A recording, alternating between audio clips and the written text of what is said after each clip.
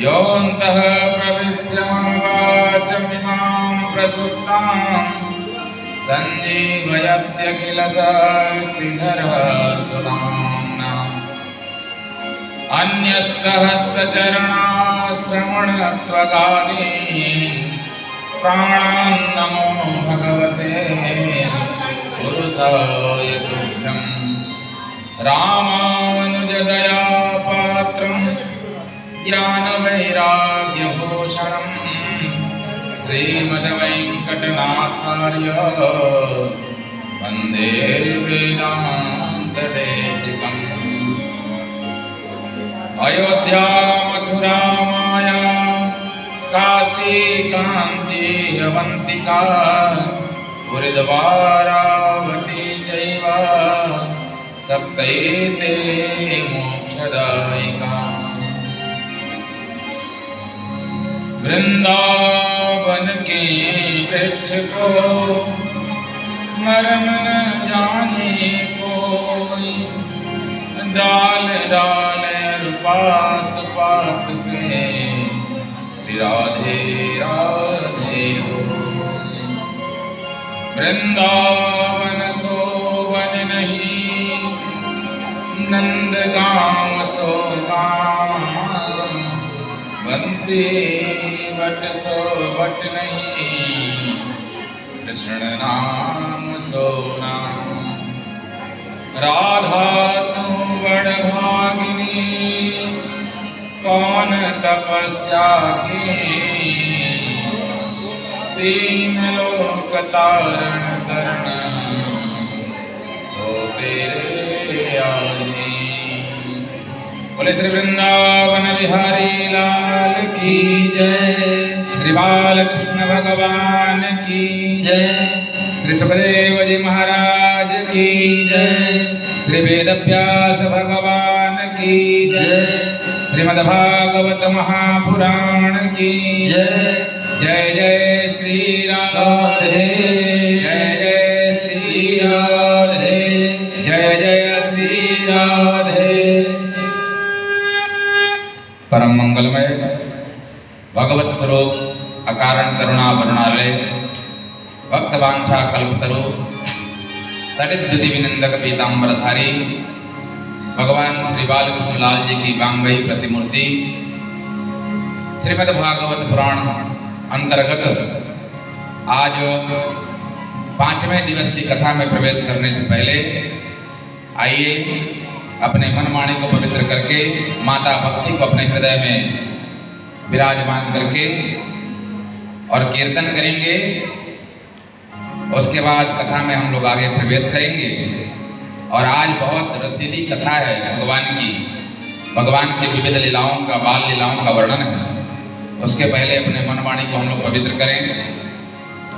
अच्युतम केशवम राम नारायणम कृष्ण दामोदरम वासुदेवम भजे। कृष्ण दामोदरम राम नारायणं जानकी वल्लभम्। अच्युतं केशवं कृष्णं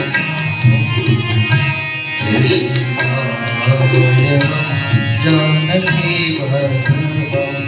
अच्युतं केशवं कृष्ण दामोदरं राम नारायणं जानकी वल्लभम्। अच्युतं केशवं कृष्णं नारायणं जानकी वल्लभम्। अच्युतं केशवं कृष्ण दामोदरं राम नारायणं जानकी वल्लभम्। जानकी वल्लभम्। कृष्ण कहता है भगवान आते नहीं, कौन कहता है भगवान आते नहीं, कौन कहता है भगवान आते नहीं। तुम मीरा के जैसे बुलाते नहीं, तुम तुम मेरा के जैसे बुलाते नहीं। अच्युतं केशवं कृष्ण दामोदरं राम नारायणं जानकी वल्लभम्। अच्युतं केशवं कृष्ण नारायणं जानकी कृष्ण नारायणं। कौन कहता है भगवान खाते नहीं, कौन कहता है भगवान आते नहीं। फिर सबरी के जैसे खिलाते नहीं। फिर शबरी के जैसे खिलाते नहीं। कौन कहता है भगवान आते नहीं। कौन कहता है भगवान आते नहीं। बेर सबरी के जैसे खिलाते नहीं। बेर सबरी के जैसे खिलाते नहीं। अच्युतं केशवं कृष्ण दामोदरं राम नारायणं जानकी वल्लभम्। अच्युतं केशवं कृष्ण दामोदरं राम नारायणं जानकी वल्लभम्। कौन कहता है भगवान सोते नहीं, कौन कहता है भगवान सोते नहीं। कौन कहता है भगवान सोते नहीं।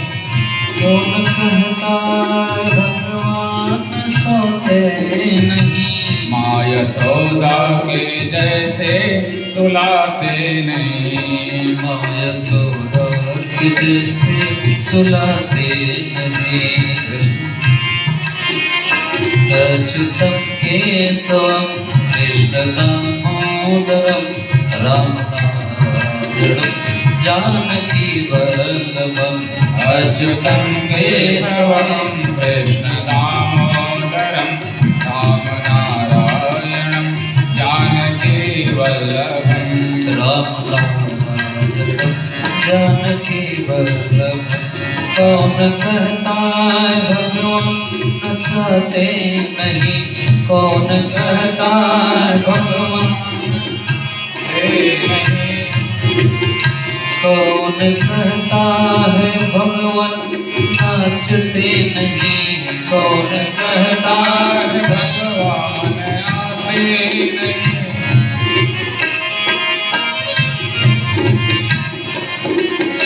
कौन कहता है भगवान नाचते नहीं। गोपियों की तरह तुम नचाते नहीं। गोपियों की तरह तुम नचाते नहीं। अच्युतं केशवं कृष्ण दामोदरं अच्युतं केशवं कृष्ण दामोदरं राम नारायणं जानकी वल्लभम्। राम नारायणं जानकी वल्लभम्।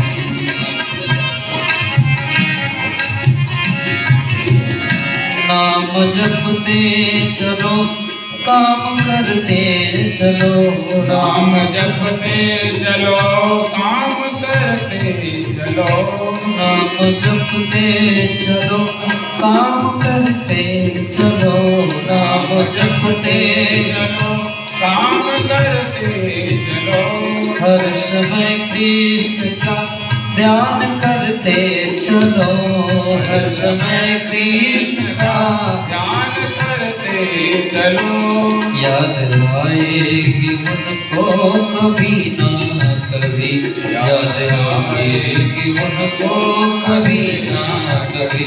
कृष्ण दर्शन तो दोगे कभी ना कभी। कृष्ण दर्शन तुम लेंगे कभी ना कभी। अच्युतं केशवं कृष्ण दामोदरं अच्युतं केशवं कृष्ण दामोदरं राम नारायणं जानकी वल्लभं। राम नारायणं जानकी वल्लभं राम नारायणं जानकी वल्लभं राम नारायणं जानकी वल्लभं। बोले श्री बालकृष्ण भगवान की जय, नंद के लाला की जय, देवकी वसुदेव की जय, जय जय श्री राधे।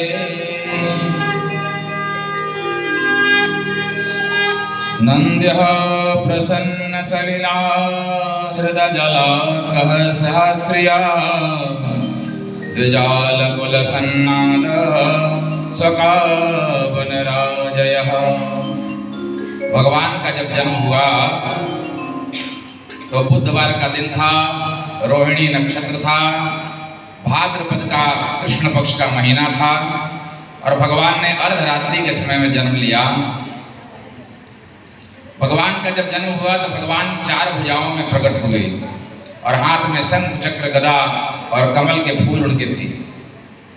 जब माँ ने देखा तो माँ हाथ जोड़ करके, मैंने देवकी और वसुदेव हाथ जोड़ करके भगवान से कहते हैं कि तमद्भुतं बालकमं भुजेक्षणं चतुर्भुजं शंख गदायुधायुधं श्रीवत्सवक्षं गलशोभिकौस्तुभं पीताम्बरं सान्द्रपयोदशोभगम्। हे प्रभु, आप हमारे पुत्र बनकर के आए हैं, लेकिन जो आपका ये स्वरूप है ये विष्णु का स्वरूप है और इस तरह से तो आपको पूजने का मन होगा। आपसे लाड़ नहीं लड़ा सकते, आपसे प्रेम नहीं कर सकते, आपको गोद में बिठाकर दूध नहीं पिला सकती। इसलिए आपको तो बालक रूप में मेरे यहाँ आना है, पुत्र के रूप में। और जब भगवान के रूप में आएंगे तो ज़्यादा से ज़्यादा मैं आपकी भक्ति कर सकती हूँ, आपकी आराधना, आपकी प्रार्थना कर सकती हूँ। भगवान ने कहा कि ये देवकी, मैंने बालक रूप तो मैं आप धारण करूँगा, लेकिन मैं बालक रूप धारण करने से पहले मैं कुछ बताना चाहता हूँ। जो मेरे मामा कंस हैं उन्होंने मेरे 6 भाइयों को मार दिया और यदि मैं तुरंत बालक के रूप में आ जाऊँ तो मुझे भी मारने का प्रयास अवश्य करेंगे। इसलिए मैं आप लोगों को कुछ निर्देश देना चाहता हूँ। मेरे निर्देश को आप लोग ध्यानपूर्वक सुनिए और उसको सुनने के बाद जैसा जैसा मैं कहूँगा वैसे कर दीजिए, फिर तो मैं बालक का रूप धारण कर ही लूँगा। और भगवान ने कहा कि नंद स्वात्मज उत्पन्ने जातालादो महात्मनः आहूय विप्रान् वेदज्ञान स्नातस्वचिरलंकृता ततश्च शौरिर्भगवान् प्रचोदितः सुतं समादाय ससूतिका गृहात् यदा बहिर्गन्तुमियेष त्यर्यजा सा योगमाया जनिनन्दजाया। हे वसुदेव, मैं जब बालक के रूप में आ जाऊंगा तो आप तुरंत ही मेरे को ले जाकर के और गोकुल में नंद राय जी के यहाँ, उनके जो पत्नी उनकी हैं यशोदा, उनके गोद में ले जाकर के आप रख दीजिएगा। और उन्होंने एक बालिका को जन्म दिया होगा, उसको ला करके और माता देवकी की गोद में रख दीजिएगा, ताकि इससे ये होगा कि मेरी सुरक्षा हो जाएगी और कंस को पता भी नहीं लगेगा। वसुदेव जी ने कहा कि प्रभु, आप बात तो ठीक कह रहे हैं, लेकिन आप देख रहे हैं कि मेरे हाथों में पैरों में बेड़ियां लगी हुई हैं, जेल खाने में मैं बंद पड़ा हूँ और बाहर पहरेदारों की इतनी चाक चौबंद है, इतनी व्यवस्था जबरदस्त है कि मैं कैसे इस जेल खाने से बाहर जाऊंगा, ये बेड़ियां मेरी कैसे कटेंगी। भगवान ने कहा कि उसकी सारी व्यवस्था मैं कर दूंगा, आपको चिंता नहीं करना है, बस मैं जैसा कहता हूँ आप वैसा कर दीजिए। वसुदेव जी ने कहा कि जैसी आपकी आज्ञा। और देवकी वसुदेव ने भगवान के उस स्वरूप का बहुत स्तुति किया, प्रार्थना किया और फिर भगवान तुरंत ही बालक के रूप में परिवर्तित हो गए। बोले बालकृष्ण भगवान की जय। और जब बालक के रूप में परिवर्तित हुए भगवान की ऐसी माया कि वसुदेव के सारे हथकड़ियाँ, सारी बेड़ियाँ अपने आप टूट करके अलग हो गई। पहरेदार ऐसे सो गए जैसे लगता है कि न जाने कितने दिनों से उन्होंने जागरण किया है और उनको इतनी भयंकर नींद आई कि उनको पता ही नहीं है कि क्या होने वाला है, क्या हो रहा है। सारे पहरेदार सो गए। जेल खाने का दरवाजा अपने आप ताला खोल करके और पूरा दरवाजा खुल गया। अब वसुदेव जी ने देखा कि भगवान ने जो आदेश दिया है उसका तुरंत ही शीघ्रतापूर्वक पालन करना चाहिए। कहीं ऐसा ना हो कि मेरे जाने से पहले पहरेदार जग जाएं। तो उन्होंने तुरंत क्या किया कि जो भी उनको टोकरी मिली उस टोकरी में तुरंत कपड़ा बिछा करके और भगवान को उसी में सुला दिया और सुला करके देवकी से कहा कि तुम यहीं पर रहो, इंतजार करो, मैं थोड़ी देर बाद जो नंदराय जी की जो पुत्री है उसको लेकर के और यहाँ आ जाऊंगा और इस बालक को ले जा करके मैं वहाँ यशोदा के पास रख दूंगा। और संयोग से उस समय भादव का महीना होने के चलते यमुना जी एकदम उफान पर थी, पूरा बढ़ी हुई थी यमुना जी। जब ये लेकर चले तो भादव तो बारिश का महीना ही होता है।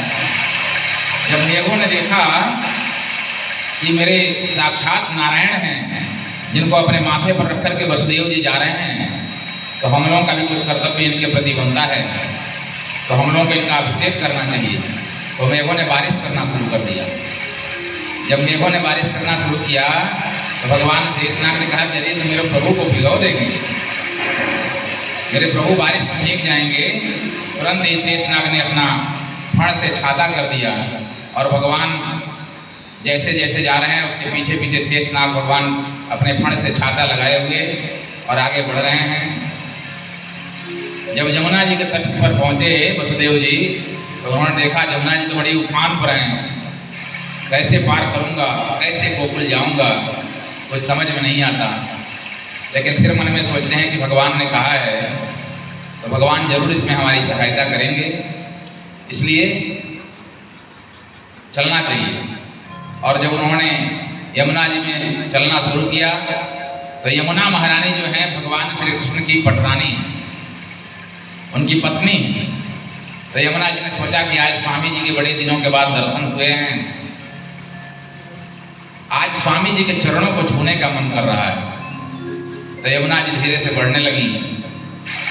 वसुदेव जी सोच रहे हैं कहीं ऐसा ना हो कि मैं डूब जाऊं, ये बालक मेरे कंधे पर से बह जाए, लेकिन यमुना जी बढ़ रही हैं। तो भगवान ने कहा कि ऐसा है कि तुमको शर्म नहीं आ रही है, तुम्हारे ससुर जी यहाँ पर खड़े हैं, तुम बढ़ रही हो पैर छूने के लिए।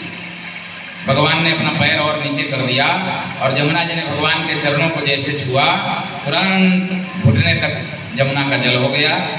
और वसुदेव जी महाराज खूब प्रेम से बिना किसी परेशानी बिना बाधा के यमुना जी को पार कर गए और पार करके गोकुल में नंदराय जी के घर पे पहुँचे। वहाँ भी भगवान की ऐसी माया कि दरवाज़ा अपने आप खुल गया था, अंदर से जो दरवाज़ा बंद था वो अपने आप खुल गया था। वहाँ गए और कन्हैया को वहीं पर माता यशोदा के बगल में लिटा दिया और कन्हैया को लिटाने के बाद जो वो बालिका है उसको लेकर के और एक कपड़े में लपेट करके और लेकर के वापस आ गए। ला करके देवकी को दे दिया कि लो इनको थोड़ा लाड़ प्यार जो भी करना है कर लो, क्योंकि कंस को जैसे ही पता लगेगा इनको भी वो मार ही देगा। अभी तक ने उसने 6 बालकों को तो मार ही दिया है। माता देवकी लेकर के उसी बच्ची को ही प्रेम करने लगी, उसको चूमने लगी, उससे प्रेम करने लगी। और संयोग देखिए ऐसा कि बालिका जैसे जेल खाने में आई तुरंत उनके हाथों की बेड़ियाँ हथकड़ियाँ सब पुनः जैसे पहले थी वैसे सब लग गई। सारे जेल खाने के दरवाजे अपने आप बंद हो गए, ताले लग गए और जितने पहरेदार थे सब जग गए। और वो जो बालिका है इतनी जोर जोर से रोने लगी, इतनी जोर जोर से रोने लगी कि सब दौड़ते हुए कह रहे हैं कि अरे लगता है कि देवकी को 8वां पुत्र हो गया, जल्दी से चल करके महाराज कंस को ये सूचना देनी चाहिए, महाराज बहुत सारा इनाम देंगे। आपस में होड़ लग गई कि कौन जाकर के कंस महाराज को ये सूचना देगा कि देवकी का 8वां पुत्र पैदा हो गया है। तो उन लोगों ने जाकर के कंस से कहा कि महाराज आप जिसके इंतजार में अभी तक सो नहीं पाते थे, बढ़िया से खा नहीं पाते थे, आपका जो समय है बड़े विघ्नता पूर्वक बीत रहा था, वह देवकी का 8वां पुत्र जन्म ले चुका है। बोले कि अच्छा, हाँ महाराज, हम लोगों ने उसके बालक के रोने की आवाज़ सुनी है कारागार से। कंस ने कहा कि अच्छा। कंस उसी समय दौड़ते दौड़ते आया और उसने तुरंत ही उस बालिका को देवकी के गोद से छीनने लगा। देवकी ने हाथ जोड़ करके कहा कि भैया, ये कोई बालक नहीं बल्कि ये बालिका है, और बालिका है। अभी तक तो मेरे जितने पुत्र थे उन सबको आपने मार दिया, और जो 7वां पुत्र था वो तो गर्भपात हो गया, और ये 8वीं है, बालिका है। ये बालिका क्या आपको मारेगी? इसलिए कम से कम इसको तो छोड़ दो, ताकि मैं इसको अपने से लाड़ प्यार करूँगी, इसको अपने साथ रखूँगी। इसको तो कम से कम आप छोड़ दो।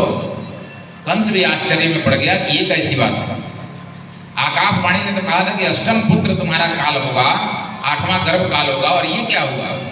ये 8वीं लड़की कैसे हो गई? लेकिन खैर कोई बात नहीं, यह विष्णु जो है बड़ा मायावी है, वो कुछ भी कर सकता है। वो कैसा कैसा रूप धारण कर सकता है, इसको कोई जान नहीं पाएगा।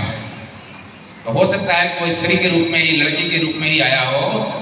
तुरंत ही उसने माता देवकी के गोद से उस बालिका को छीन लिया और छीन करके बाहर लाया, और जैसे शिला पर पटकने के लिए किया, तुरंत ही वह बालिका उसके हाथ से छूट गई और छूट करके आकाश में जाकर के अष्टभुजा के रूप में परिवर्तित हो गई। बोलिए अष्टभुजा महारानी की जय। और उन्होंने कहा कि हे कंस, मुझे तू क्यों मारना चाहता है? मुझे तो तू मार नहीं पाएगा, लेकिन तुम इतना जान लो कि तुमको मारने वाला कहीं पैदा हो चुका है। तुमको मारने वाला कहीं ना कहीं पैदा ले लिया, जन्म ले लिया है। और ऐसा कह करके, और वो जो अष्टभुजी माता है विंध्याचल पर्वत पर जाकर के और वहीं पर निवास करने लगी। बोलिए विंध्यवासिनी मैया की जय। माता विंध्यवासिनी के नाम से प्रख्यात हुई। आज भी भक्त लोग जाकर के वहाँ पर दोनों नवरात्रि में माता जी का गुणगान किया करते हैं, दिव्य पाठ किया करते हैं, और हमेशा ही माता जी के दर्शन के लिए वहाँ भीड़ लगी रहती है।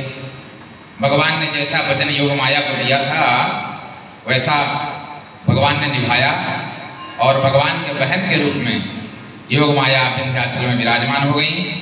और इधर हुआ क्या कि जब सुबह हो गई, सुबह हुई तो नंद जी तो बेचारे ब्रह्म मुहूर्त में, उनका नियम था ब्रह्म मुहूर्त में जाकर के और जमुना जी में स्नान किया करते थे, और स्नान करके भगवान का पूजन वूजन जो भी है करना किया करते थे।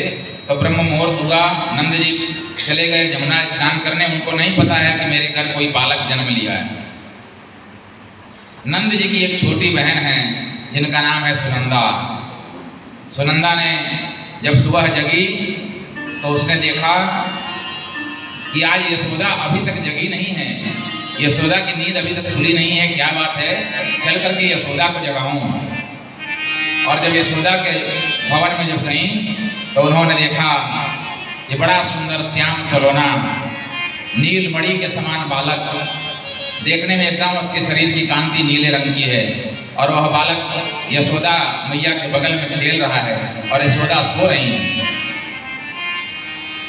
अब सुनंदा जी ने यशोदा को जल्दी से जगाया कि अरे यशोदा उठ, क्या हुआ?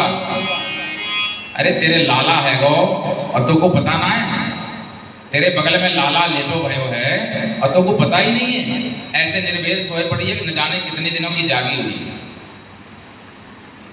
अब यशोदा मैया हड़बड़ा के उठी, देखा कि सचमुच में एकदम नीलमणि के समान दिव्य कांति वाला बालक उनके बगल में लेटा हुआ है। यशोदा मैया बड़ी प्रसन्न और बालक को गोद में लेकर दूध पिलाने लगी। नंद बाबा तब तक नहा करके आ गए और जप कर रहे थे। नंद बाबा जप कर रहे थे, सुनंदा दौड़ी दौड़ी गई, है गो है गो है गो। नंद बाबा ने कहा है गो? अरे लाला भयो तो लाला 9 लखा हार लूंगी मैं। जब तक तो 9 लखा हार ना आए दोगो तब तक मैं प्रसन्न है वे वाली नहीं हूँ। नंद बाबा ने कहा कि अच्छा। नंद बाबा बड़े प्रसन्न। नंद स्वात्मज उत्पन्ने जता हलादो महामना आहूय विप्रान् वेदज्ञान स्नातः सुचिरलंकृतः। तुरंत नंद बाबा ने अपने दूत से कहा कि जाओ ब्राह्मणों को, वैदिक ब्राह्मणों को बुला कर लाओ और जो गाने बजाने वाले हैं उन लोगों को बुला कर लाओ। अब नंद बाबा भी तो बूढ़े हो गए थे, बुढ़ापा होने तक उनको कोई संतान नहीं थी। जैसे दशरथ जी को चौथे पन में राम जी हुए थे, वैसे ही चौथे पन में नंद बाबा को भगवान उनके यहाँ घर में पुत्र बन करके आए हैं। नंद बाबा बड़े प्रसन्न, और नंद बाबा ने तुरंत ही बुलावा भेजा, ब्राह्मण लोग आए, ब्राह्मणों ने स्वस्ति वाचन किया और स्वस्ति वाचन करके बालक का जात संस्कार किया। और नंद बाबा इतने प्रसन्न कि उन्होंने तुरंत ही धेनुनानुयते प्रादा विप्रेभ्यः समलंकृते तिलाद्रिं सप्तरत्नौघ सातकौम्भाम्बरावृतान्। उन्होंने कई लाख गौओं को बढ़िया उनके सींग को सोने से मढ़वा करके, उनके खुर को चांदी से मढ़वा कर ब्राह्मणों को दान किया और 7 अनाज का पहाड़ बना करके और तुरंत संकल्प करके उन्होंने ब्राह्मणों को और गरीबों को दान कर दिया प्रसन्नता के मारे। सारे नंद बाबा के गांव के जितने ग्वाले हैं, जितनी गोपियां हैं, सब बड़ी प्रसन्न हैं और सब 84 गज का लहंगा पहन करके और बधाई देने के लिए आ रही हैं कि नंद के लाला हुआ है, चल करके देखा तो जाए कि आखिर कैसा है लाला, इतने दिनों के बाद नंद को पुत्र हुआ है। और सारी गोपियां आ रही हैं, सारे ग्वाल आ रहे हैं, चलो देख आए नंद घर लाला हुआ, चलो देख आए नंद घर लाला हुआ, चलो देख आए नंद घर लाला हुआ, चलो देख आए नंद घर लाला हुआ। यह नंद जी के कुल का उजाला हुआ, यह नंद जी के कुल का उजाला हुआ, चलो देख आए नंद घर लाला हुआ, चलो देख आए नंद घर लाला हुआ।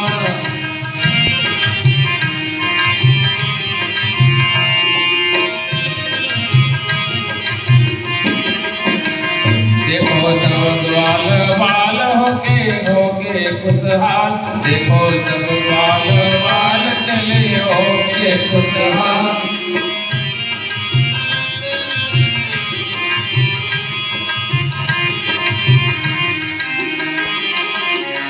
देखो सब ग्वाल बाल चले होके खुशहाल, देखो जंगल बाल सब होके खुशहाल, संग मैया गल डाल नाच दे दे के ताल, दैया के नाच साथ दे दे के ताल। सब मिलजुल के कहें गोप ग्वाला हुआ, सब मिलजुल के कहें गोप ग्वाला हुआ, चलो देख आए नंद घर लाला हुआ, चलो देख आए नंद घर लाला हुआ, चलो देख आए नंद घर।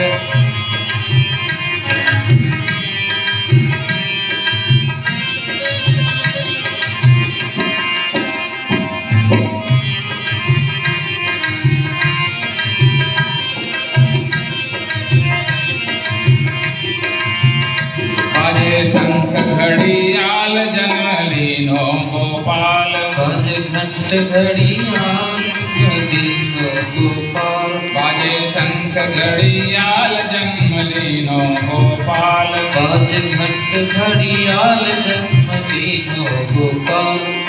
ब्रज में सब ग्वाल कहें जय जय गोपाल, जय जय गोपाल कहीं जय जय गोपाल। झूले अंगना में पलना है डाला हुआ, झूले अंगना में पलना है डाला हुआ, चलो देख आए नंद घर लाला हुआ, चलो देख आए नंद घर लाला हुआ, चलो देख आए नंद घर लाला हुआ।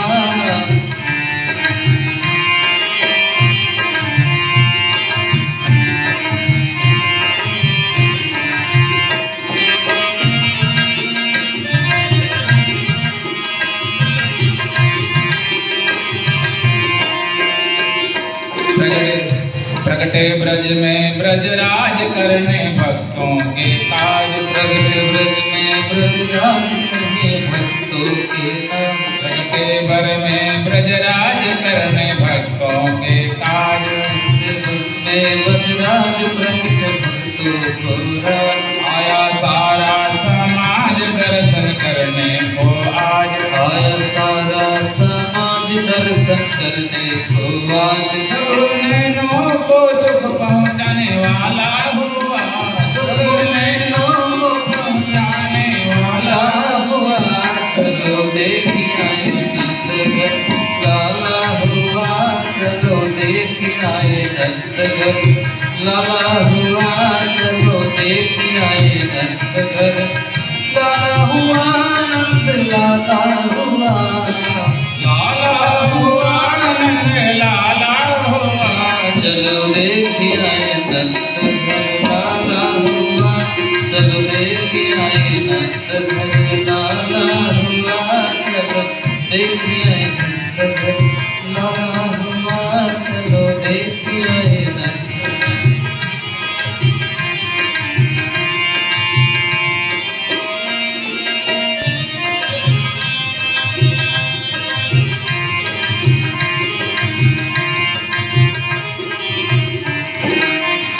देखो गोकुल की ओर कैसे नाच रहे मोर। गोकुल की ओर कैसे नाचते हैं मोर। देखो गोकुल की ओर कैसे नाच रहे मोर। देखो गोकुल की ओर कैसे नाच रहे मोर। छाए बादल घनघोर बोले पंछी करे शोर। कहीं पंछी करे शोर। सरसा आनंद को बरसाने वाला हुआ। आनंद नहीं बरसन वाला हुआ। चलो देखी आए नंदघर लाला हुआ। चलो देखी आए नंदघर लाला हुआ। नंद लाला हुआ। लाला हुआ नंद लाला हुआ। चलो देखी आए नंदघर लाला हुआ। चलो देखी आए नंदघर लाला हुआ। चलो देखी आए नंदघर लाला हुआ। चलो देखी आए बोले नंद के लाला की जय। जय जय श्री राम। गोपाः परस्परं हृष्टा दधिक्षीरघृताम्बुभे असिञ्चन्तो विलम्बन्तो नवनीतैश्च चिक्षिपुः। अब जितने गोप ग्वाल हैं उन सबके यहाँ सबसे ज़्यादा दही और घी का उत्पादन होता है। सभी ने गाय पाल रखे हैं। सभी घी और दूध लेकर के, दही लेकर के, मक्खन लेकर के और नंद बाबा के यहाँ आ रहे हैं और बधाई भी बोल रहे हैं, बधाई दे रहे हैं। और क्या कह रहे हैं? एक ग्वाले ने कहा कि अरे बधाई हो नंद, तेरे बुढ़ापे में लाला है गो। तेरी दाढ़ी तो है गई, पक गई, लेकिन फिर भी तेरे उम्र में लाला भयो है, तो को बहुत बहुत बधाई है। सारी गोपियां बधाई दे रही हैं यशोदा मैया को। और एक ग्वाले ने क्या किया कि जाकर नंद बाबा को पकड़ के लाया। नंद जी ग्वालन या पकड़े, कहिलो गन नाचन को विवसाय। मोद भरी कस फेट चले, तब नंद बाबा सबके मन भाए। नाचत देखी नंद बाबा सब, नाचत नाच मंगन छाए। पर काहुन लादद की मटकी, अरे डाल दियो सब लोग हंसाए। ग्वालों ने कहा कि आज तो नंद बाबा तो नाचने पड़ेगो, आज खुशी को माहौल है और आज नाचना पड़ेगा। तो को तेरे यहाँ लाला भयो है, हम सब तो खुशी मनाए रहे, परंतु तो को भी नाचना पड़ेगा। अब जब गोपों ने बार बार कहा तो नंद बाबा कहते हैं मैं तो बूढ़ो है गो, 84 साल को, अब मुँह से कहाँ नाची जाए, सब घुटन में दर्द है रो, मैं ना नाच पाऊंगो। बोले कि नाचना तो पड़ेगा। अब जब बार बार उन लोगों ने विवश किया तो नंद बाबा ने तुरंत ही अपने कमर में गमछा बांधा और नाचने लगे। और जैसे नाचने लगे उसी समय एक ग्वाले ने क्या किया कि एक मटका दही लाकर के नंद बाबा के ऊपर उड़ेल दिया। आनंद आ गया एकदम, चारों तरफ दही और घी का एकदम बाढ़ आ गया। और सारी जो गोपियां हैं वो यशोदा मैया को बधाई दे रही हैं। कैसे बधाई दे रही हैं? और वहाँ इतना सुंदर सज गया है महल, महल पूरा फूलों से, बंधनवारों से सजाया गया है भगवान के पुत्रोत्सव जन्मोत्सव में, नंदोत्सव में। छाए रही अजब बहार रे झूले बांके बिहारी, छाए रही अजब बहार रे झूले बांके बिहारी, छाए रही अजब बहार रे झूले बांके बिहारी, छाए रही अजब बहार रे झूले बांके बिहारी, बांके बिहारी, बांके बिहारी रे बांके बिहारी, बांके बिहारी झूले कुंज बिहारी, बांके बिहारी झूले कुंज बिहारी, झूला झूला में ब्रजनार रे झूले बांके बिहारी, झूला झूले ब्रजनार रे झूले बांके बिहारी, झूला झूला में ब्रजनार रे झूले बांके बिहारी, झूला झूलाए ब्रजनार रे झूले बांके बिहारी। सोने को है सुगर हिरोरा, सोने को है, सोने को है सुगर हिरोरा, सोने को है सुघर हिरोरा, सुगर हिरोरा, सुगर हिरोरा, सुघर हिरोला, सुघर हिरोला, साज सजो सुंदर अनमोला, साज सजो सुंदर अनमोला, झूला झूला में ब्रजनार रे झूले बांके बिहारी, झूला झूलाए ब्रजनार रे झूले बांके बिहारी, छाए रही अजब बहार रे झूले बांके बिहारी, छाए रही अजब बहार रे झूले बांके बिहारी, बांके बिहारी झूले कुंज बिहारी, बांके बिहारी झूले कुंज बिहारी, बांके बिहारी झूले कुंज बिहारी, बांके बिहारी झूले कुंज बिहारी, छाए रही अजब बहार रे झूले बांके बिहारी, छाए रही अजब बहार रे झूले बांके बिहारी।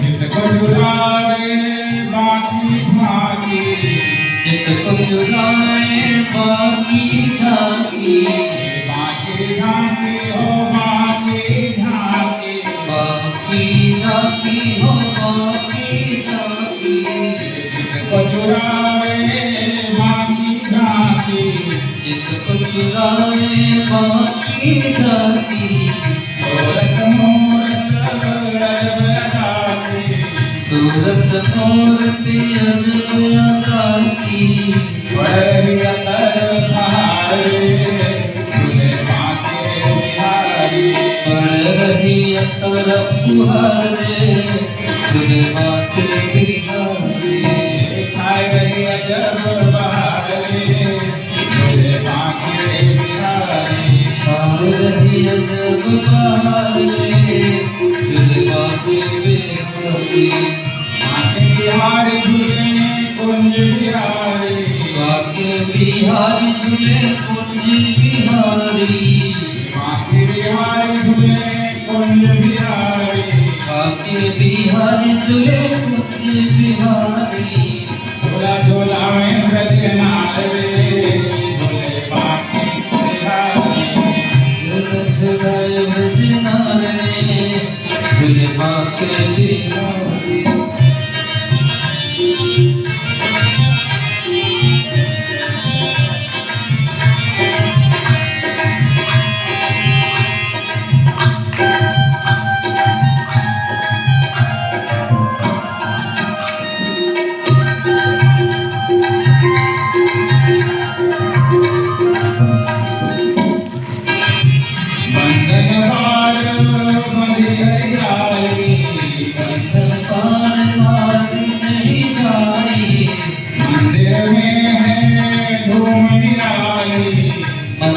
में है धूप निराली, बंधन भार बंधी हरियाली, बंधन भार बंधी हरियाली, मंदिर में है धूम निराली, मंदिर में है धूम निराली।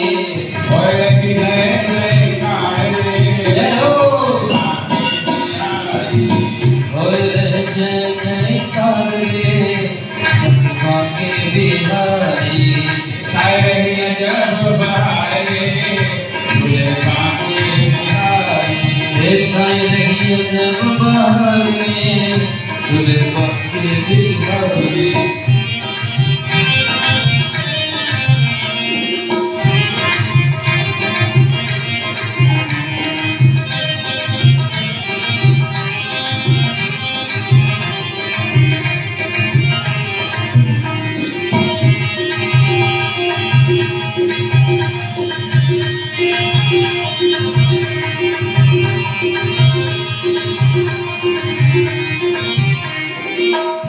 स्तुति करत मगन नर नारी, स्तुति करत मगन नर नारी, स्तुति करत मगन नर नारी, स्तुति करत मगन नर नारी।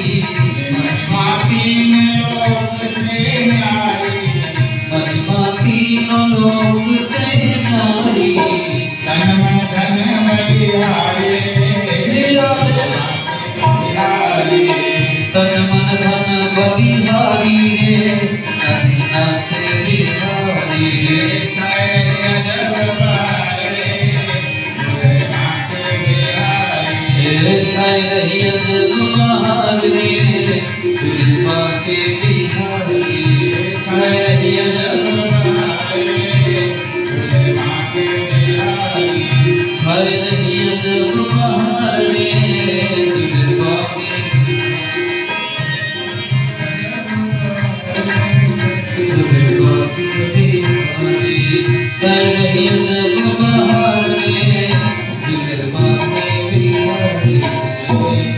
नंद घर आनंद भयो जय कन्हैया लाल की, नंद घर आनंद भयो जय कन्हैया लाल की,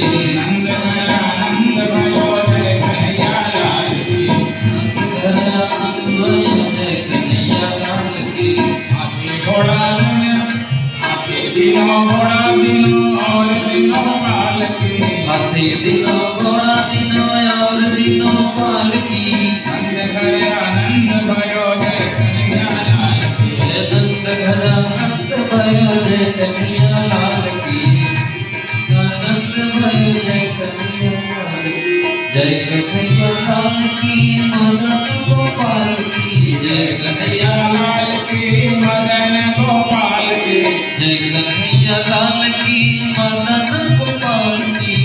कन्हैया लाल की मदन गोपाल की, संतर आनंद भयो जय कन्हैया लाल की, नंद घर आनंद भयो जय कन्हैया लाल की, हे नंद घर आनंद भयो जय कन्हैया लाल की, आनंद भयो जय कन्हैया लाल की, नंद घर आनंद भयो जय कन्हैया लाल की। हे नंद घर आनंद भयो जय कन्हैया लाल की, नंद घर आनंद भयो जय कन्हैया लाल की, नंद घर आनंद भयो जय कन्हैया लाल की, नंद घर आनंद भयो जय कन्हैया लाल की। ब्रजनंद के लाला की जय, जय। श्री बालकृष्ण भगवान की जय, यशोदा महारानी की जय, नंद बाबा की जय, जय जय श्री राधे। भगवान का जात कर्म संस्कार हो गया, सभी ने बधाई दे दी और सभी लोगों को नंद बाबा ने बहुत सोने चांदी का भंडार लुटाया, बहुत दान किया, बड़े प्रसन्न मुद्रा में है नंद बाबा। और इस तरह से भगवान का जन्मोत्सव मनाया गया। और जन्मोत्सव के बाद जब 2-3 दिन बीत गए तो नंद बाबा को याद आया कि कंस को प्रत्येक वर्ष में कर दिया जाता है और उस समय क्योंकि नंद बाबा के पास 9 लाख गैया हैं, 9 लाख गैया हैं नंद बाबा के पास, तो कंस का आदेश था कि तुमको कर के रूप में जो गायों का जो शुद्ध घी है, मक्खन है, वही तुमको कर के रूप में हमको देना है। तो नंद बाबा प्रत्येक वर्ष कर देने के लिए जाया करते थे कंस को। तो उन्होंने तुरंत ही यशोदा से कहा कि यशोदा, जितना मक्खन है, घी है, वो सब गाड़ियों में लदवा दो, तो मैं कंस को कर देने के लिए मथुरा जाने वाला हूँ। मैया यशोदा ने सारा जो मक्खन है, घी है, सब बैलगाड़ी में लदवा दिया और जो नंद बाबा है वो कर देने के लिए मथुरा की तरफ रवाना हुए। और इधर कंस ने अपने मन में विचार किया कि जब मैंने उस बालिका को शिला पर पटकने के लिए जैसे हाथ में उठाया तो बालिका अष्टभुजी रूप में परिवर्तित हो गई। और उसने ये आकाशवाणी किया कि कंस तो मुझे क्या मारता है, तेरे को मारने वाला तो जन्म ले चुका है। तो मुझे ये समझ में नहीं आ रहा है कि मेरे को मारने वाला यदि जन्म ले चुका है तो है कहाँ। तो कंस अपने मन में विचार करने लगा कि निश्चित तौर पर यदि मुझे मारने वाला जन्म लिया है तो आसपास के ही किसी गांव में होगा। तो मैं आज से 8 दिन से लेकर के और 8 दिन बाद तक होने वाले जितने बालक हैं उन सभी बालकों को क्यों न मैं मरवा दूं। जब सारे बालक मर जाएंगे तो मुझे मारने वाला जो 8वां देवकी का पुत्र है वो भी उन बालकों के साथ मर जाएगा। क्या उपाय करें? तो तुरंत ही उसने पूतना नाम की एक राक्षसी जो उसकी सेविका थी उसको बुलाया। पूतना आकर के हाथ जोड़कर बोली, प्रभु मेरे लिए क्या आदेश है? बोले कि तुमको यही करना है कि आज के 8 दिन पहले से लेकर के जितने बालक आज तक जन्म लिए हैं उन सभी बालकों को जाकर तुमको मार देना है। उसके लिए तुमको जो करना है करो। उसने कहा कि जो आज्ञा प्रभु, मैं आपकी आज्ञा का पालन करूंगा।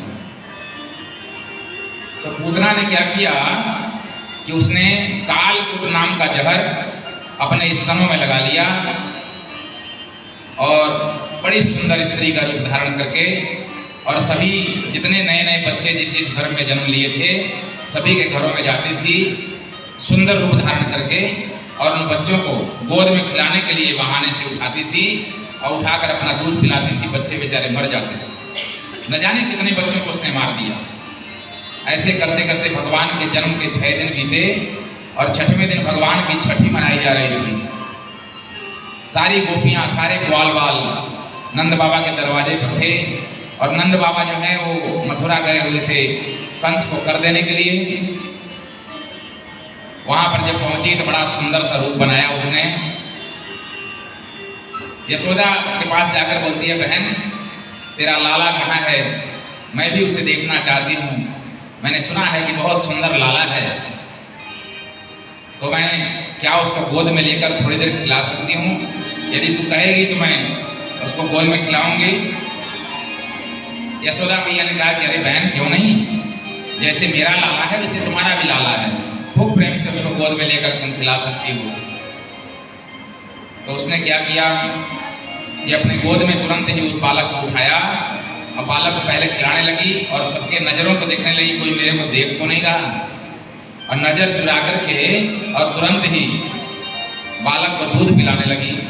तो कंसेन प्रहिता घोरा पूतना बालघातिनी शिशुंचकार निघ्नन्ते पुराग्राम ब्रजादिषु। जब दूध पिलाने लगी तो भगवान जो है आंख मूंद करके, भगवान ने आंख नहीं खोला, आंख मूंद करके उसके दूध को पीना शुरू कर दिया। और जब दूध को पीने लगे तो पहले तो भगवान ने उसका विष पिया, उसके ऊपर जो उसने कालकूट विष लगाया था उसको भगवान ने पहले पी लिया भोलेनाथ का ध्यान करके कि हे भोलेनाथ, मुझे तो विष पीने की आदत नहीं है, लेकिन मैं आपका भक्त हूँ, मैं आपकी शरण में आया हूँ। अब ये आप मेरे अंदर आकर के ये जितना विष है उसको आप अपने अंदर ले लो। अब भोलेनाथ का स्मरण करके पहले विष को पी लिया भगवान ने, और विष पीने के बाद दूध पीने लगे। दूध पीते पीते पूरा उसका दूध भी पी लिया और दूध भी जब समाप्त हो गया तो भगवान जो है उसके प्राणों को पीने लगे। और जब उसके प्राणों को उसके स्तन के माध्यम से पीना प्रारंभ किया प्रभु ने, तो उसको असह्य पीड़ा हुई, बहुत दर्द हुआ उसको। और जब दर्द हुआ तो कहती है छोड़ छोड़ मुझे छोड़। भगवान ने कहा कि भैया अब छोड़ने वाला ना हूं मैं, अब तू मुझे दूध पिला रही है तो मैं तेरे को ऐसे जगह भेजूंगा कि जहां तूने कल्पना नहीं किया था। अब मैं छोड़ने वाला नहीं हूं, जिसको मैंने एक बार पकड़ लिया उसको तो मैं मुक्त करके ही छोड़ता हूं, उसको बीच रास्ते में छोड़ना मेरी आदत नहीं। और भगवान ने क्या किया कि उसके प्राणों को पी लिया। अब उसको जब दर्द हुआ तो उसने अपना विकराल रूप धारण किया और भगवान को लेकर के आकाश मंडल में उड़ गई। जब वायुमंडल में उड़ने लगी तब लोगों को दिखाई दिया कि अरे ये तो कोई राक्षसी है, कन्हैया को लिए जा रही है, उड़ाए जा रही है। सब पीछे पीछे दौड़ रहे हैं, अरे ले गई ले गई ले गई, कन्हैया को ले गई। सारे ब्रजवासी जितने छोटे से लेकर बड़े बूढ़े जवान जितने हैं सब उसके पीछे पीछे भाग रहे हैं। और भगवान ने जैसे ही उसके प्राणों को पिया कि तुरंत ही वो जमीन पर धड़ाम से गिर गया। पतमानो विदेहस्मिन् गभ्योद्यत्यांतरद्रुमान् चूर्णयामास राजेन्द्र महदासीददभुतम्। और जब वो गिरी जमीन पर तो 5 कोस की दूरी में जितने वृक्ष थे, जितने भवन थे, जितने जंगल बाग बगीचे सब चूर्ण हो गए। उसका शरीर इतना विशालकाय था कि 5 कोस तक उसका शरीर था, अर्थात 15 किलोमीटर की दूरी में उसका शरीर गिरा। और इधर जब वसुदेव जी नंद बाबा जब कंस को कर दे दिए तो कर देने के बाद वो वसुदेव से कारागार में मिलने के लिए गए। तो वसुदेव ने कारागार में जब मिले उनसे तो वसुदेव ने भविष्यवाणी किया। वसुदेव बहुत बड़े ज्योतिषी हैं, तो वसुदेव जी ज्योतिषी होने के चलते उनको एक आभास हो गया कि गोकुल में कुछ अनहोनी घटना घटने वाली है। तुरंत ही उन्होंने नंद से कहा, नंद आपने, मुझे बहुत खुशी हुई कि आपको पुत्र हुआ, आपकी इस उम्र में पुत्र की उत्पत्ति हुई, बहुत अच्छा लगा मुझे। और नंद बाबा जो है रोते हैं, कहते हैं कि तुम मेरे मित्र हो, तुम्हारे 6 पुत्रों को कंस ने मार दिया और आखिरी जो पुत्री थी उसको भी मारने का प्रयास किया। तुम मेरे यदि खुशी में शामिल हो तो मैं भी तुम्हारे दुख में शामिल हूँ। इस तरह से दोनों मित्र आपस में बात कर रहे हैं। तो वसुदेव जी ने उनको आगाह किया कि आप जाइए, गोकुल में कुछ अनहोनी घटना घटने वाली है। अब नंद बाबा दौड़े दौड़े जल्दी से आए बैलगाड़ी से। तब तक उनको पता लगा कि कन्हैया को किसी राक्षसी ने उड़ा कर ले गई है और वो अपने आप गिर के मर गई है। अब सभी जो हैं जितने ग्वाल बाल सभी भगवान को जाकर देख रहे हैं कि भगवान कहाँ है, भगवान कहाँ है। जब वहां पहुंचे तब कन्हैया तो कहीं दिख नहीं रहे हैं, उसका शरीर विशाल काय शरीर दिख रहा है। तो एक छोटे से ग्वाले की नजर पड़ी कि कन्हैया ऊपर ही उसके दूध को पी रहा है। मरने के बाद उसके स्तनों को कन्हैया ने छोड़ा नहीं है। तो उसने कहा कि अरे नंद बाबा देखो देखो, कन्हैया वो बैठा है, दूध पी रहा है, अभी भी दूध पी रहा है। सबने देखा तो सीढ़ी लगा करके, उसका शरीर इतना ऊंचा है कि वहां तक जाना संभव नहीं, सीढ़ी लगा करके लोगों ने कन्हैया को उतारा। और कन्हैया को उतार करके और इधर जो ये पूतना का शरीर है, अब नंद बाबा ने कहा कि भैया ये पूतना का शरीर तो बड़ा विशालकाय है, इसको तो अग्नि देना बड़ा मुश्किल है। एक काम कीजिए, आप लोग इसको शरीर को टुकड़े टुकड़े कीजिए। तो उसके शरीर के 25 टुकड़े किए गए और उन टुकड़ों को एक जगह इकट्ठा करके और जितने उसके शरीर के नीचे जो पेड़ पौधे, जो बाग बगीचे दब गए थे, उन्हीं लकड़ियों से उसको जला दिया गया। और जब जली तो उसके धुएं से, उसके चिता के धुएं से ऐसा दिव्य सुगंध आया कि उस सुगंध को सूंघ करके सब लोग आश्चर्य में पड़ गए कि आखिर इस राक्षसी के शरीर में क्या है कि इसके जलने से इसके धुएं में इतना दिव्य सुगंध आ रहा है। सुखदेव जी ने परीक्षित से कहा, राजन, भगवान का स्पर्श जिसके शरीर में हो जाए उसका तो कहना ही क्या, वो तो ऐसे ही दिव्य हो जाता है। और भगवान को इसने दूध पिलाया है, माँ का कर्तव्य निभाया है। बेशक भगवान को मारने के लिए इसने ऐसा किया, लेकिन भगवान को दूध पिलाने के चलते, भगवान को गोद में लेने के चलते भगवान के स्पर्श से ये दिव्य हो गई। और दिव्य व्यक्ति का जब शरीर जलता है तो दिव्य सुगंध आएगा ही, इसमें कोई आश्चर्य करने वाली बात नहीं। और इधर यशोदा मैया ने क्या किया कि उनको लगा कि मेरे बच्चे को राक्षसी ने छू दिया है, मेरा बच्चा अपवित्र हो गया है। अब इसको पवित्र करना है। तो उन्होंने क्या किया, गोमूत्रेण स्नापयित्वा पुनर्गोरजडार्पका रक्षां चक्रुश्च सकृता द्वादशांगे सुनामभि। पहले बालक को गाय के मूत्र से स्नान कराया। गाय के मूत्र से स्नान कराने के बाद फिर शुद्ध जमुना जी के जल से स्नान कराया।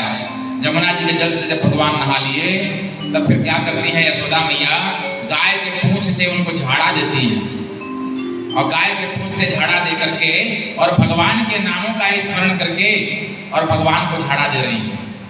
अब वो तो अपने बच्चा मानती हैं, उनको अपना पुत्र मानती हैं और नारायण के नामों से ही भगवान को झाड़ा दे रही हैं। क्या कहती हैं, वृष्णिगर्भास्तुते बुद्धि मात्मनः भगवान् परः क्रीडन्तं पातु गोविन्दं शयानं पातु माधवः इन्द्रियाणि हृषीकेशः प्राणान् नारायणोऽवतु श्वेतद्वीपपतिश्चित्तं मनो योगेश्वरोऽवतु। मेरे बच्चे की इंद्रियों की रक्षा हृषीकेश भगवान करें, प्राणों की रक्षा नारायण भगवान करें और जो श्वेत द्वीप के जो भगवान है नारायण वो उसके मन की रक्षा करें, हैं योगेश्वर भगवान उसके बुद्धि की रक्षा करें, कृष्ण गर्भ भगवान उसके आत्मा की रक्षा करें। भगवान के ही नामों से भगवान को झाड़ा दे रही हैं। भगवान मन ही मन कहते हैं कि मैया मेरे को मेरे ही नामों से झाड़ा दे रही है।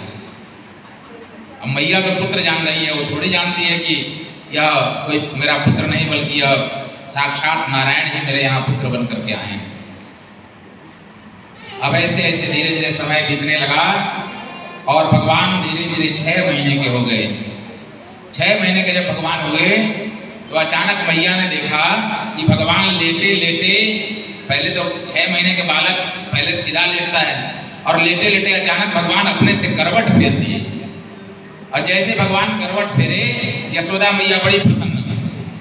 यशोदा मैया ने तुरंत बधाई भिजवाया कि जाओ सभी ग्वालिनों को बुला लाओ, आज मेरे बालक ने करवट फेरा है पहली बार, आज तो मेरे यहाँ नाच गाना होगा, आज गान बजान होगा, बालक ने करवट फेरा और उत्सव मनाया जाने लगा। सारी गोपियाँ आ गईं और भगवान को मैया ने खूब बढ़िया से स्नान करा के और खूब बढ़िया श्रृंगार किया, काजल वजल लगा दिया, उसकी जूड़ा बांध दी, मोर पंख लगा दिया, पीताम्बरी पहना दिया और पालने में लिटा करके और घर के बाहर जो दरवाजा है वहीं पर उस पालने को रख दिया और पालने के ऊपर ताकि धूप न लगे एक बैलगाड़ी खड़ा कर दिया कि उसके ऊपर धूप न लगे और उस बैलगाड़ी पर बड़े बड़े मटके रखे हुए थे, दही के घी के मटके रखे हुए थे बैलगाड़ी पर। उसी समय कंस का भेजा हुआ एक राक्षस सकटासुरपुर्वजन्म हिरण्याक्षसपुत्र गातदेहस्तुते भूयात् व्यतीते चक्षुषान्तरे। सकटासुर नाम का एक दैत्य, कंस के आदेश से जब पूतना मारी गई तो कंस ने सकटासुर को भेजा मारने के लिए कन्हैया को और यह सकटासुर जो है उसी बैलगाड़ी को धीरे धीरे बैलगाड़ी पर गुप्त रूप से अपना शरीर प्रकट न करके और गुप्त रूप से बैलगाड़ी पर आया और बैलगाड़ी को धीरे धीरे सरकाने लगा ताकि इस बैलगाड़ी से मैं इस पलने को कुचल दूंगा और बैलगाड़ी के पहिए के नीचे बालक आ जाएगा, मृत्यु को प्राप्त हो जाएगा। बैलगाड़ी को धीरे धीरे सरकाने लगा भगवान के पालने के पास और जब सरकाने लगा अब कुछ ग्वाल वाल दूर से खेत देख रहे थे तो ग्वाल वालों को लगा कि भाई ये बैलगाड़ी अपने आप कैसे खसक रहा है और वो तो राक्षस खसका रहा था।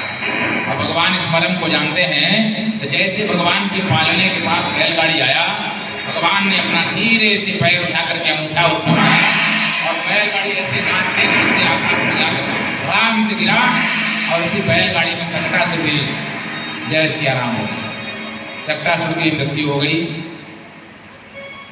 अब जब उसकी आवाज हुई गाड़ी गिरने की और घड़े को फूटने की जब आवाज हुई तो सारी गोपियां दौड़ी दौड़ी बाहर आईं, यशोदा भी बाहर आईं तो उन्होंने देखा कि सारे मटके फूटे पड़े हैं, बैलगाड़ी चकनाचूर पड़ा हुआ है और कन्हैया तो वैसे ही पालने में झूल रहे हैं। यशोदा मैया ने बालकों को बुलाया और कहा क्या हुआ यहाँ पर, तुम लोगों ने तो देखा होगा ना। बालकों ने कहा कि अरे मैंने देखा कि ये गाड़ी अपने आप धीरे धीरे खिसकने लगी। न जाने क्या हुआ कि गाड़ी खिसकने लगी, ऐसा लगा कि पालने को गाड़ी कुचल देगा।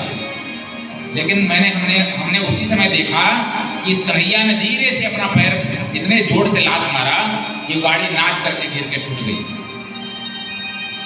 यशोदा मैया कहते हैं कि तुम लोग कितने झूठ बोल रहे हो, इतना छोटा 6 महीने का बालक और पैर मार के गाड़ी को तोड़ दिया, मटके को फोड़ दिया, ये मानने वाली बात है? तुम लोगों ने भांग पी रखी है। डांट दिया उनको और कन्हैया को गोद में लेकर अंदर चली गई। अब जब सकटासुर भी मर गया तो कंस के मन में होने लगा कि भाई पूतना को मैंने भेजा, पूतना भी मारी गई, सकटासुर को भेजा, वो भी मर गया, आखिर इस बालक में कितना प्रभाव है, आखिर कितना प्रभावी बालक है। तो उन्होंने तृणाव्रत नाम के एक राक्षस को भेजा कि तुम जाओ और उस कन्हैया को मार डालो। तो तृणाव्रत जो है, तृणा मतलब होता है घास, और व्रत मतलब ऐसे हवा चलती है ना, ऐसे गोल गोल हवा घूमती है, उसके बीच में घास पात घूमता है, उसके बीच में कोई भी पड़ जाए तो उसको वो तोड़ देता है बहुत तेज। उसी रूप में वो तृणाव्रत आया, ऐसे नाचते हुए आया। पूरा एकदम ब्रज में ऐसा लगा कि धूल भर गया, चारों तरफ सबके घरों में धूल भर गया। और उसने क्या किया कि कन्हैया का जो पालना रखा हुआ था उसी को बीच में करके और नाचने लगा। पालना तो ऐसे आकाश में उड़ने लगा, फिर पालना तो गिर गया, लेकिन कन्हैया को वैसे लेकर के और आकाश में उड़ता हुआ चला गया। भगवान ने कहा कि चलो बहुत अच्छी बात है, अब तुमने मेरे को सारे ब्रज का दर्शन अभी करा दिया। अभी मैं अपने से तो ब्रज का दर्शन कर नहीं सकता था, मैं बहुत छोटा हूँ, लेकिन आकाश में तुमने मुझे उड़ाया तो मैंने सारे ब्रजमंडल का ऊपर से ही नज़ारा देख लिया कि ब्रजमंडल कैसा है, गोकुल कैसा है, वृंदावन कैसा है, नंदगांव कैसा है, बरसाना कैसा है, सब भगवान ने देखा और कहा कि अब तुमको सब तो मैंने देख लिया, अब तुमको जीने नहीं देंगे। और भगवान ने उसका गला ऐसे पकड़ा। वो तो समझ रहा था कि छोटा सा बालक मर ही जाएगा, लेकिन उसका गला भगवान ने पकड़ा और इतने जोर से दबाया और दबा करके एक पत्थर पर जोर से ले जाकर कैसे मारा और उसके प्राण टूट गए। तृणाव्रत को ही भगवान ने मार दिया। अब धीरे धीरे भगवान जो है 1 साल के हो गए, अब अपने घुटनों के बल से चलने लगे। एक दिन मैया यशोदा जो है भगवान के जन्मोत्सव में, जिस दिन भगवान का जन्म हुआ था, 1 साल जब हुआ तो उनके जन्मोत्सव के लिए माता जी यमुना किनारे दीप दान करने के लिए गई और कन्हैया को भी अपने साथ में लेकर के गई। नहा करके कन्हैया को खूब बढ़िया स्नान कराया जमुना जी में, और जमुना जी नहला करके और कन्हैया को जमुना के किनारे बैठा दिया कि यहीं पर चुपचाप बैठे रहो। साथ में बलराम जी भी गए थे, उनको भी स्नान कराया, उनको भी बैठा दिया और मैया स्नान करने लगी। तब तक कन्हैया ने क्या किया, एकदा क्रीडमानस्ते रामाद्या गोपदारका कृष्णो मृदं भक्षितं वामिति मात्रे निवेदयत। जमुना जी की मिट्टी को उठाया किनारे का और उसको खा लिया। जब भगवान ने मिट्टी खा लिया तो बलराम जी ने देखा, बलराम जी ने कहा कि मैया हमने अपने आंखों से देखा है कन्हैया ने मिट्टी खा ली है। अब मैया स्नान करके आई और बोली कन्हैया से, कन्हैया तूने मिट्टी खाई है ना? नहीं नहीं मैया मैंने मिट्टी नहीं खाई है। तो बलराम कह रहे हैं ना, बलराम झूठ नहीं बोलते हैं, तूने मिट्टी खाई है तो एक काम कर, मुंह खोल अपना। और भगवान ने जैसे ही मुंह खोला, भगवान के मुख में मिट्टी तो नहीं लेकिन सारा ब्रह्मांड दिखाई देने लगा, पूरा भूमंडल दिखाई देने लगा। न जाने कितने नगर, न जाने कितने गांव, नदियां, समुद्र, तालाब, बड़े बड़े पर्वत, बड़े बड़े जंगल, बड़े बड़े महल, अट्टालिकाएं सब भगवान के मुख में दिखाई देने लगे। अब मैया को लगा कि न जाने कन्हैया को किसी ने कुछ कर दिया है, कोई जादू टोना कर दिया है कन्हैया को, तभी तो इसके मुख में ऐसा ऐसा दृश्य दिखाई दे रहा है। भगवान ने तुरंत मुंह बंद किया और माता तो एकदम सोच में पड़ गई कि आखिर ये हुआ क्या, कन्हैया के मुंह में ऐसा नज़ारा देखने को क्यों मिला। अब मैं चल करके कल ही गुरु जी से कोई मंत्र लेकर के और इसको झाड़ा दूंगी, ऐसा मन में विचार करने लगी। ऐसे धीरे धीरे भगवान बढ़ रहे हैं। अब जब भगवान अपने पैरों से चलने लगे, दौड़ने लगे, तो धीरे धीरे गांव के ग्वाले, जो छोटे छोटे बच्चे इनके हम उम्र हैं, जो कि पूतना के द्वारा बच गए थे, जो मारे नहीं गए थे, चाहे भगवान से जो थोड़ा थोड़ा बड़े भी हैं, ये सब लोग भगवान के सखा बन गए हैं, मित्र बन गए हैं। अब सब भगवान के साथ खेलते हैं, और भगवान के साथ खेलते हैं तो भगवान कहते हैं कि तुम लोगों को भूख लगी है? तो बोले कि हाँ लगी, तो चलो तुम लोग को माखन खिलाते हैं। बोले कैसे खिलाओगे?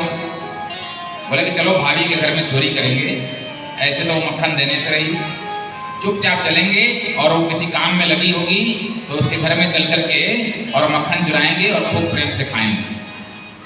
और भगवान धीरे धीरे जाते हैं, चुपके चुपके देखते हैं कि गोपी ग्वाल कहीं अपने काम में लगे हुए हैं, कोई गौशाला में है, कोई खेतों में गया है, कोई किसी काम में लगा है, घर खाली पड़ा हुआ है।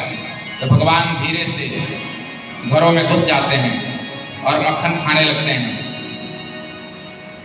और अपना खाते हैं, सारे ग्वाल वालों को खिलाते हैं, और ग्वाल वालों से बचता है तो उसको ऐसे आंगन में छींट देते हैं, पूरा फैला देते हैं। अब और उसके बाद जब गोपियां देखती हैं तो दौड़े दौड़े भाग जाते हैं कि कहीं पकड़ न ले। सारी गोपियां जो हैं वो सब इकट्ठा होकर के और कहती हैं कि चलो यशोदा से शिकायत करें कि तुम्हारा जो बेटा जो ये कन्हैया है, ये हमारे घर में माखन की चोरी कर रहा है। तो सारी गोपियां जाकर के और कहती हैं, अरे नंदरानी यशोदा कहाँ हो? बोले क्या बात है? अरे तुम्हारे कन्हैया की करतूत हमको बतानी है, इसकी शिकायत करने के लिए हम लोग आई हैं। यशोदा मैया ने कहा कि क्या हो गया, क्या कर दिया कन्हैया ने? तो सारी गोपियां कहती हैं, चोरी कर तो डोले श्याम मोह से सूधो न बोले, चोरी कर तो डोले श्याम मोह से सूधो न बोले, चोरी कर तो डोले श्याम मोह से सूधो न बोले, चोरी कर तो डोले श्याम मोह से सूधो न बोले, चोरी कर तो डोले श्याम मोह से सूधो न बोले, चोरी कर तो डोले श्याम मोह से सूधो न बोले, सूधो न बोले मोह से सूधो न बोले, सूधो न बोले मोह से सूधो न बोले, चोरी कर तो डोले श्याम मोह से सूधो न बोले, चोरी कर तो डोले श्याम मोह से सूधो न बोले, जब ही देख ले सोनी बाकर, जब ही देख ले सोनी बाकर, जब ही देख ले सोनी बाकर, जब ही देख ले सोनी बाकर, घर की सांकर खोले श्याम मोह से सूधो न बोले, घर की सांकर खोले श्याम मोह से सूधो न बोले, चोरी कर तो डोले श्याम मोह से सूधो न बोले, चोरी कर तो डोले श्याम मोह से सूधो न बोले,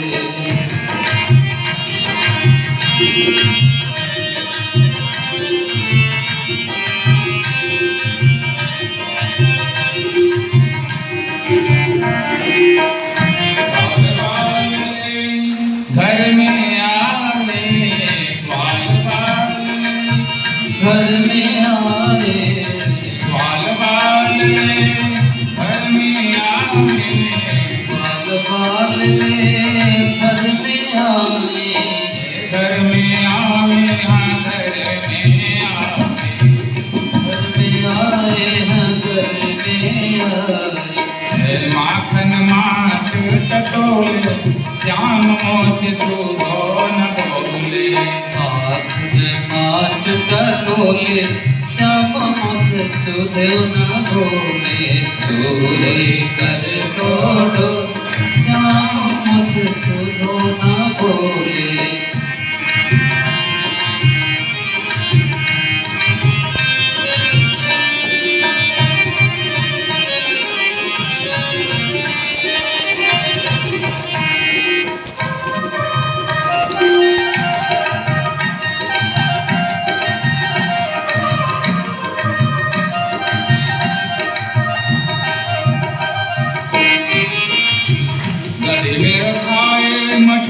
मटुकिया फोड़े, ले आए मटुकिया फोड़े, कदी मेरो खाए मटुकिया फोड़े, ले आए मटुकिया फोड़े, रस में किस को घोले, श्याम मोह से सुधो न बोले, चोरी कर को डोले, श्याम मुझसे सुधो न बोले, चोरी कर तो डोले, श्याम मोह से सुधो न बोले, चोरी कर को डोले, श्याम मुझसे सुधो न बोले।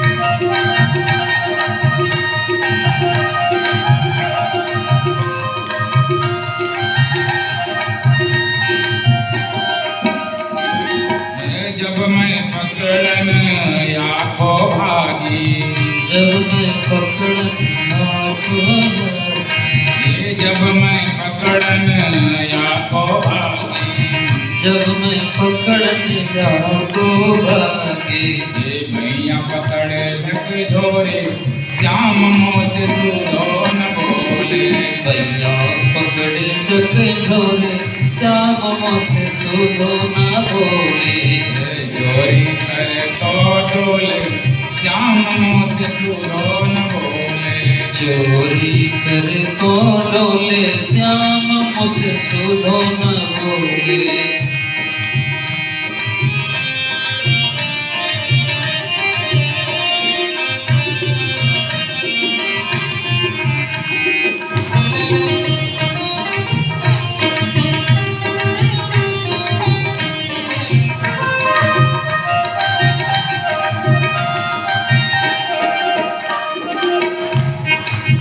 नारायण नट खट नंद नंदन, नारायण नर खट नट नंदन, नारायण नट खट नंद नंदन, नारायण नट खट नट नंदन, जाने प्रीत को मोले, श्याम मोह से सुधो न बोले, चोरी कर तो डोले, श्याम मुझसे सुधो न बोले, चोरी कर तो डोले, श्याम मुझसे सुधो न बोले, सुधो न बोले, सुधो न बोले, सुधो न बोले, मुझसे सुधो न बोले, सुधो न बोले, मुझसे सुधो न बोले, चोरी तो डोले, श्याम मुझसे सुधो न बोले, चोरी करे तो डोले, श्याम मुझसे सुधो न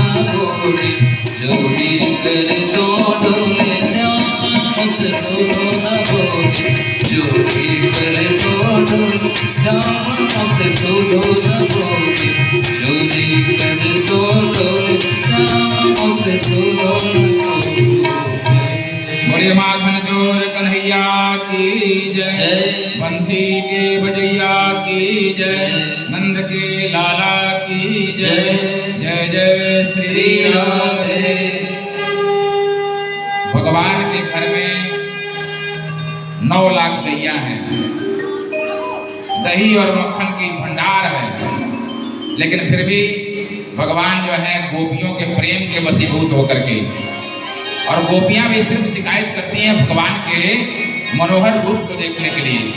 कि जब हम शिकायत करने के लिए यशोदा मैया के पास जाएंगे तो ये कन्हैया जरूर वहाँ पर आएगा। यशोदा इसको डांटने के लिए दरवाजे के बाहर बुलाएंगी और इसी बहाने हम भगवान के दर्शन कर पाएंगे। और वो सोचते भी हैं कि चोरी करते समय किसी प्रकार से ये कन्हैया हाथ में पकड़ में आ जाए तो कम से कम थोड़ा सा इसको हम लोग लाड़ प्यार कर लेंगे। तो भगवान उनकी भावनाओं को समझते हैं, इसलिए भगवान गोपियों के यहाँ जाकर के माखन चुराते हैं। एक दिन की बात है, मैया यशोदा ने क्या किया कि भगवान को खूब सुंदर से स्नान कराया, स्नान करा के खूब सुंदर श्रृंगार किया और श्रृंगार करा करके और उनको बाहर बैठा दिया कि तुम यहीं बैठो और अपने घर के काम में लग गई। तब तक क्या हुआ कि कन्हैया जो है अपने गौशाले में चले गए और गौशाले में जाकर के जो गायों ने गोबर किया है उस गोबर से लगे खेलने, पूरा हाथों में गोबर लगा लिया। जो गाय का जो गौशाले का जो धूल है पूरे शरीर में मुंह में ऐसे लगा लिया। अब थोड़ी देर बाद जब यशोदा मैया बाहर आई तो उन्होंने देखा कन्हैया कहाँ गया। देखते देखते वो गौशाले में गई तो वहाँ तो देखा कि कन्हैया गायों के साथ बछड़ों के साथ खेल रहा है और उसके पूरे श्रृंगार जितना मैंने किया था वो सारा श्रृंगार बिगड़ गया है। मुंह में हाथ में पूरा गोबर लपेट लिया है, मिट्टी धूल लगा लिया है। तो मैया ने उसका हाथ पकड़ा कन्हैया का और कहा कि ऐसा लगता है कि तू पिछले जन्म में सूअर था, तभी तो मैंने इतना सुंदर तेरे को नहलाया धुलाया श्रृंगार किया और तूने पूरे शरीर में गोबर मिट्टी लगा लिया। तो क्या पिछले जन्म में सूअर था? तो भगवान हंसते हैं और भगवान कहते हैं कि मैया मेरी बहुत बड़ी ज्योतिषी है, ये मेरे पूर्व जन्म की सारी बात जानती है। पंकाभिषक्त सकलावयवं विलोक्य दामोदरं वसति कोप वसाद यशोदा त्वं सुकरोसि गतजन्मनकोतनारे इत्योक्ति संस्मृति मुखं वतु नो मुरारे। भगवान हंसते हैं कि मैं सचमुच में पूर्व जन्म में सूअर था, सूअर बनकर के ही तो मैंने पृथ्वी का उद्धार किया, हिरण्याक्ष का वध किया और आज मेरे को मैया कह रही है कि तू पूर्व जन्म में सूअर था क्या, कि जो इतना सुंदर सजाने के बाद भी तूने अपने सारे श्रृंगार को बिगाड़ लिया। इस तरह से भगवान विविध प्रकार की लीला करते हैं। और एक दिन क्या हुआ कि मैया यशोदा ने चूल्हे पर दूध रखा हुआ था उबलने के लिए और भगवान जो है दूध उबलने के लिए चूल्हा पर दूध उबल रहा है, मैया दही बिलो रही है। भगवान को जो भी माखन खिलाती है मैया उस माखन को अपने हाथ से बिलोती, माखन होते हुए भी और माखन जितना है वो सब और दास दासी बिलोते हैं, लेकिन भगवान को जो खिलाना है वो मैया स्वयं अपने हाथों से दही बिलो करके माखन निकालती है। तो दूध चूल्हे पर चढ़ा है और मैया दही बिलो रही है और भगवान खेलते खेलते आए और मैया के गोद में बैठकर कहते हैं मैया मुझे दूध पीना है। मैया उनको दूध पिलाने लगी गोद में लेकर के और दूध पिलाते पिलाते मैया को अचानक याद आया कि मैंने तो चूल्हे पर दूध रखा हुआ है, कहीं ऐसा ना हो कि उफान मार करके सारा दूध जमीन पर गिर जाए। तो मैया ने क्या किया कि तुरंत ही कन्हैया को नीचे गोद से उतार दिया और जाकर के दूध देखने लगी। अब कन्हैया को ये बात बहुत बुरी लगी कि आज ये निश्चित हो ही जाएगा कि मैया को दूध प्यारा है या पूत प्यारा है। मैं इसका दूध पी रहा था और इसने मुझे जमीन पर उतार करके और दूध देखने के लिए चली गई। अभी मेरा पेट भरा नहीं और वो दूध देखने के लिए चूल्हे पर चली गई मेरे को नीचे रख करके। कन्हैया को बड़ी गुस्सा आया और कन्हैया ने क्या किया कि एक लोढ़ा उठाया और लोढ़ा उठा करके जो आंगन में मटकी रखी हुई थी दही की उस पर इतना जोर से धाम से मटकी तो फूट गई, सारा दही पूरे आंगन में फैल गया और बड़ी मटकी थी उसमें काफी दही था, पूरे आंगन में दही का कीच हो गया।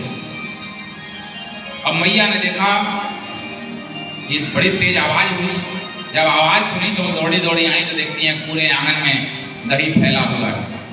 अब मैया को बड़ी तेज गुस्सा आ गई। जब गुस्सा आया मैया को तो कन्हैया समझ गए कि अब तो मैया मारेगी, बिना मारे छोड़ेगी नहीं। अब रोने लगे, आंख मीजने लगे, रोने लगे और यशोदा कहती है तूने मेरी ददिया सास की मटकी तोड़ दी, ये आज की नहीं मेरी ददिया सास के जमाने की मटकी है और तूने तोड़ दी, आज मैं तेरे को बिना मारे छोड़ूंगी नहीं। डंडा लेकर के और मैया दौड़ाने लगी। मैया दौड़ा रही हैं, कन्हैया भाग रहे हैं, आंगन में पूरा परिक्रमा लगा रहे हैं। अब मैया तो बेचारी बूढ़ी हो गई और कन्हैया बालक हैं।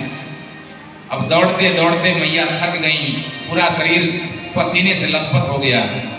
भगवान ने देखा कि ओहो मैया तो थक गई है, तो भगवान ने कहा कि मैया मैं तेरे पास आ जाऊंगा, लेकिन तेरे को एक मेरी शर्त है। मैया ने कहा क्या, बता। तो डंडा जो तूने हाथ में लिया है ना, उस साठी को एक तरफ रख दे, तब मैं तेरे पास आऊंगा। मैया ने कहा कि अच्छा आ जाएगा? हाँ मैया आ जाऊंगा। तो लिया, मैंने साठी रख दिया, डंडा को एक तरफ रख दिया मैया ने। और जैसे डंडा रखा, तुरंत भगवान कन्हैया जो है वो मैया की गोद में चले गए। अब मैया ने उनका हाथ पकड़ लिया कि अब मैं तेरे को बताऊंगी, और बोली कि आज इसका दंड तेरे को जरूर दूंगी। और एक रस्सी लेकर के और भगवान के कमर में बांधने लगी कि आज तेरे को रस्सी में बांध दूंगी, और बांध करके उखल में बांध दूंगी। जब बांधने लगी, जब बांधती हैं रस्सी छोटी पड़ जाती है, फिर दूसरी रस्सी जोड़ती हैं, फिर बांधती हैं, रस्सी छोटी पड़ जाती है। 2 अंगुल, मात्र 2 अंगुल रस्सी छोटी पड़ रही। बहुत सारी रस्सी, घर में जितनी रस्सी उनको दिखाई दे रही थी, सारे रस्सियों को उन्होंने जोड़ दिया, लेकिन जब बांधती हैं तो कमर में आकर के 2 अंगुल रस्सी छोटी पड़ जाती है। और ये दृश्य सारे देवी देवता आकाश में खड़े होकर के देख रहे हैं, कह रहे हैं कि जिसके स्मरण मात्र से संसार के सारे बंधन छूट जाते हैं, आज उस कन्हैया को मैया बांधने के लिए चली। धन्य है वो ये माता कि आज क्या सौभाग्य प्राप्त है इनको कि जिसके नाम लेने मात्र से बड़े बड़े बंधन से लोग छूटते हैं, आज वह जो है उसको माता रस्सी से बांधने चली। भगवान ने देखा कि मैया जो है बहुत थक गई है, रस्सी जो है वो सारा खत्म हो चुका है, लेकिन मेरे को बांध नहीं पा रही है। तो भगवान ने कहा कि मैया यदि तुम कहो तो मैं अपने आप से अपने को बांध लूं क्या? हाँ लाला बांध ले। जब ऐसा मैया ने कहा तो भगवान ने कहा कि ठीक है, अब तुम मेरे को बांध दो, अब मैं बन जाऊँ। और तुरंत ही बांधा तो बन गए। अब बांधने के बाद क्या किया कि उसको रस्सी को लेकर के जो बाकी को रस्सी बचा था उसको उखल में बांध दिया, और उखल में बांध करके मैया अपने घर के काम में लग गई। नंद बाबा जो है पंचायत में चले गए, तो नंद बाबा के दरवाजे पर 2 बहुत बड़े अर्जुन के वृक्ष थे। अर्जुन